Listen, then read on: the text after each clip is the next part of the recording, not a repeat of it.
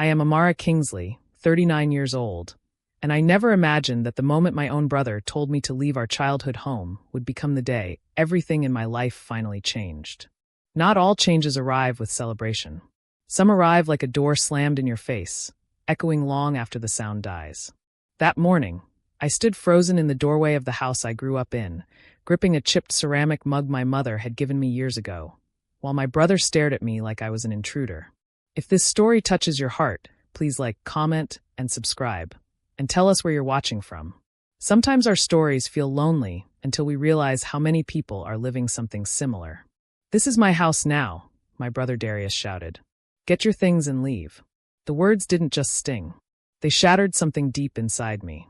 I looked at him, searching his face for the brother I used to know. The boy who once cried on my shoulder when our father died, the boy our mother always protected. But that brother was gone. Standing in front of me was a stranger with hard eyes and a cruel certainty.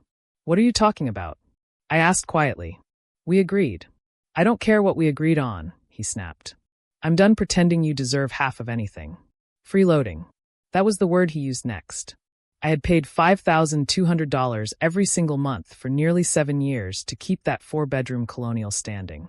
Property taxes, utilities, insurance, repairs, a new roof after a storm tore half of it away, a heating system that failed twice in winter. All while Darius contributed nothing except complaints and entitlement. "I pay for everything," I said, my voice trembling despite my effort to stay calm. "The electricity, the water, the insurance, the repairs. You live here too," he said coldly. "That's payment enough. I'm sick of seeing your face every day, acting like you own the place." Behind him, lounging on the couch my mother once loved, sat Celine, his girlfriend of barely 3 months. She smiled like she had already won. Something clicked inside me then. Not anger.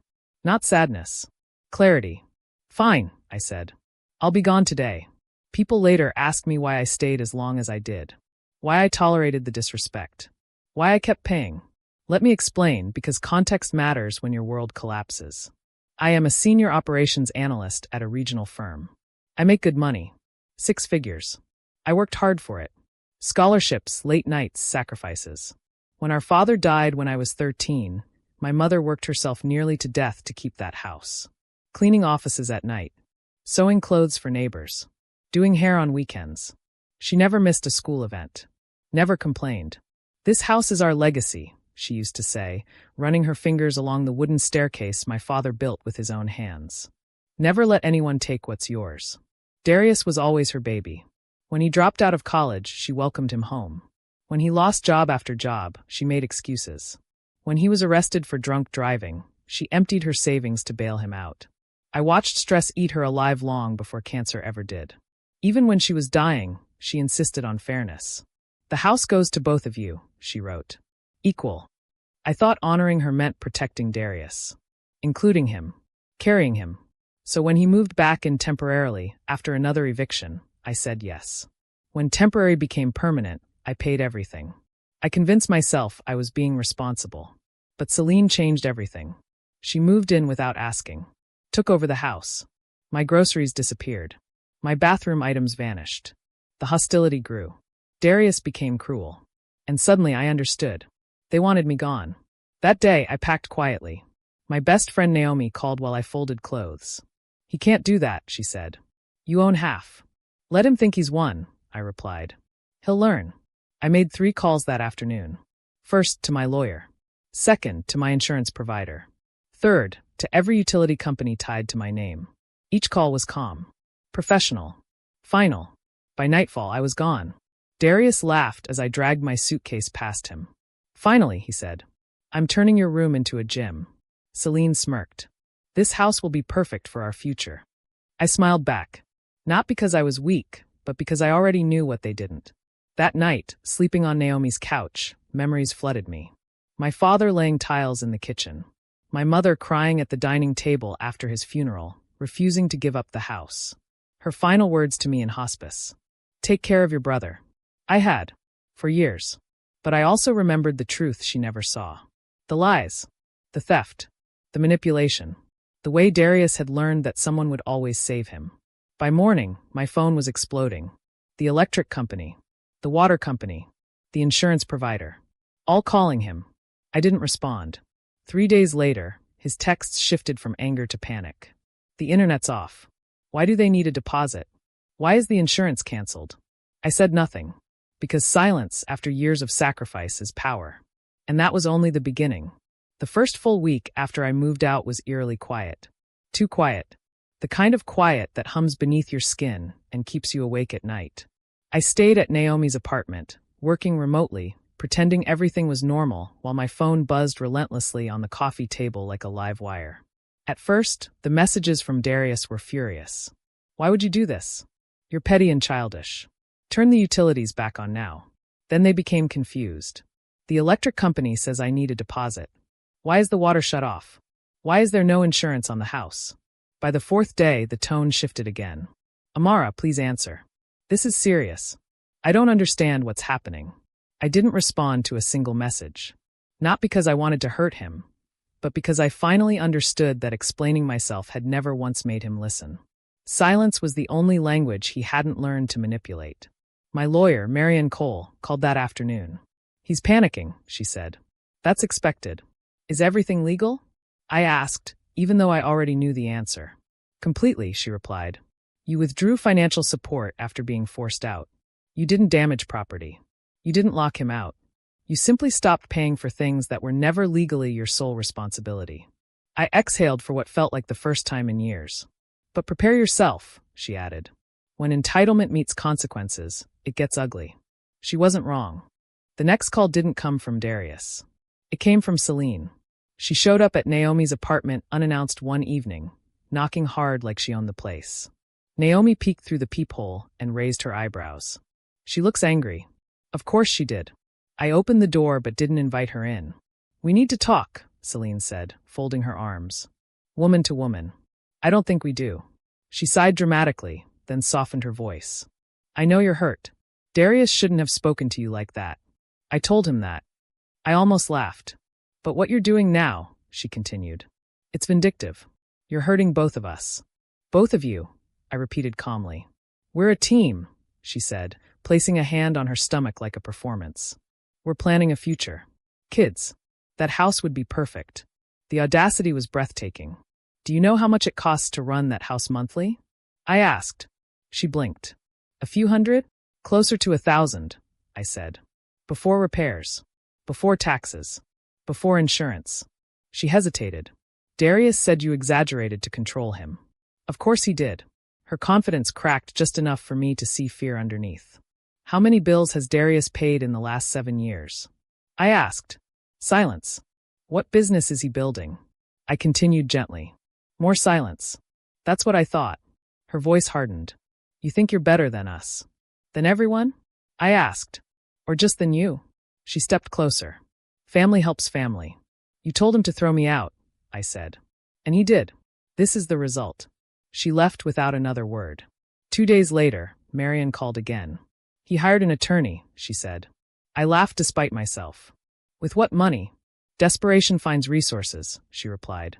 They sent a demand letter, accusing you of financial sabotage, threatening to sue unless you reinstate utilities and insurance. Can they? No, she said firmly. But they're hoping fear will make you comply. I leaned back against Naomi's kitchen counter, staring at the wall. What's the risk? I asked. If the house is damaged without insurance, your equity could be affected, she said honestly. Legally, you're safe. Emotionally, this will be messy. Let it be messy, I said. I've been cleanup crew my whole life. We drafted a response that same day. Cold. Precise. Final. Darius called 17 times that night. I blocked his number. The neighborhood grapevine kicked in shortly after. Mrs. Hargrove next door called me at work. My aunt called furious. A cousin texted asking why I'd abandoned my brother. The story had changed. According to Darius, I had left voluntarily. I was bitter. Jealous. I'd stopped paying bills out of spite. He even claimed I manipulated our mother before she died. That one hurt. It hurt in a way I didn't expect, like a bruise pressed too hard. But I didn't defend myself. I let the truth exist quietly. Anyone who knew me knew better. Week 3 brought consequences he couldn't ignore.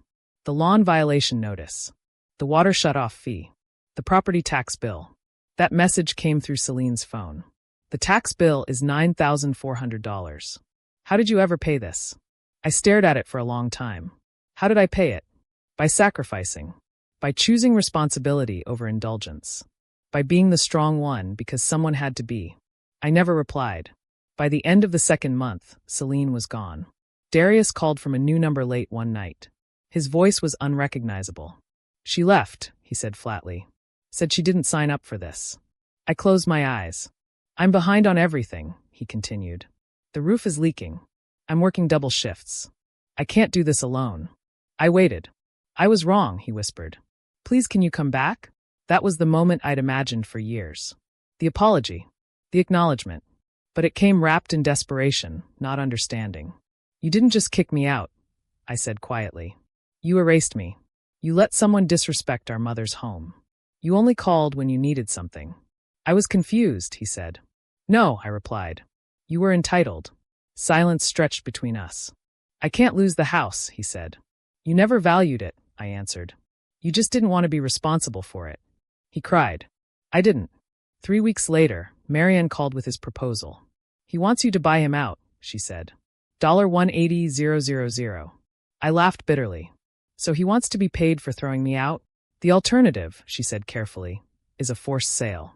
That night, I drove past the house for the first time since leaving. The porch light was out. The lawn overgrown.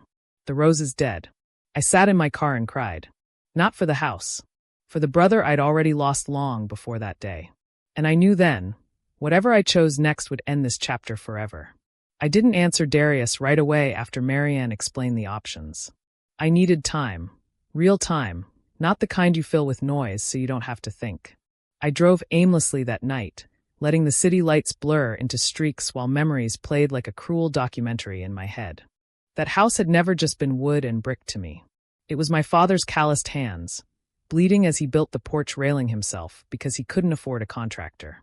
It was my mother humming gospel songs while scrubbing floors at midnight, refusing to let poverty take her dignity. It was childhood laughter, slammed doors, shared grief, shared survival. And now it was a battlefield. Marianne was right.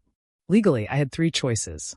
Let the house fall apart and wait for the city or bank to force a sale. Agree to sell it outright and split whatever remained after fees and damage. Or buy Darius out and carry the full weight alone. Every option came with loss. I thought about therapy, about what my therapist had said weeks earlier when I described living with constant guilt. You were trained to be responsible for everyone else's peace, she'd said. But responsibility without consent is captivity. I slept on that sentence for 2 nights. On the 3rd morning, I called Marianne. I'll buy him out, I said. But not at his number. She exhaled. What are you thinking? The house needs serious repairs. At least $45,000. I'll offer $140,000. Clean break. No future claims. He's desperate, she said. He'll take it. I know, I replied. And that's the part that hurts. The papers were drafted quickly. Too quickly for something that felt like a lifetime ending. Darius didn't negotiate. He didn't argue. He just signed. When we met in Marianne's conference room, I barely recognized him. He'd lost weight. His uniform smelled like exhaustion. His eyes avoided mine, fixed instead on the table like it might open and swallow him whole. We didn't talk. There was nothing left to say. When the final document was signed, Marianne slid it toward me. Congratulations, she said softly. It's officially yours. Darius stood without looking at me. Take care, he muttered, already halfway to the door. And then he was gone. Just like that. No apology. No goodbye. No closure. 6 months passed. The house became a construction zone. Roof replaced. Plumbing repaired. Floors refinished. The HVAC system gutted and rebuilt. I spent nearly $70,000 watching my savings shrink while something else slowly grew inside me.